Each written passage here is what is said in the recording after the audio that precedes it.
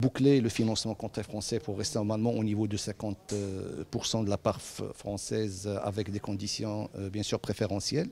Ce que je peux dire, c'est que aujourd'hui, le projet a franchi des étapes importantes. Tous les travaux génie civil sont terminés. Tous les travaux des équipements ferroviaires en ce qui concerne la pose des voies et la caténaire, c'est terminé.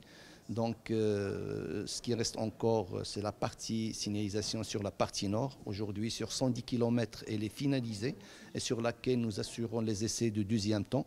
Ces essais consistent normalement à valider le matériel roulant et faire une montée de vitesse par palier.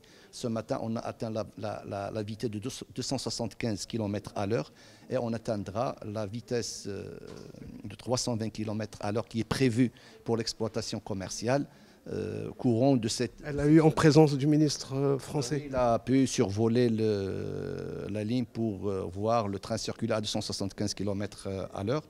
Et donc cette semaine, on atteindra la vitesse de 320 km à l'heure et on passera une batterie de tests pour pouvoir valider le matériel roulant.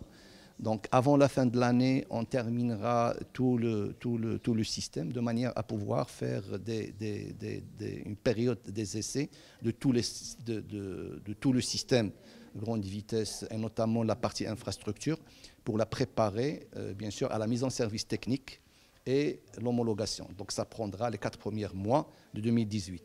Par la suite, on passera par une période de rodage du système qui prendra aussi normalement quelque chose comme 3 mois pour faire tous les tests d'exploitation, la formation de personnel parce qu'ils ont formé sur le simulateur pour prendre connaissance de la ligne. Le premier voyageur? De manière à avoir une exploitation commerciale courant d'été 2018, Inch'Allah. Il y a de l'activité du transport de voyageurs. Je saisis cette occasion pour remercier...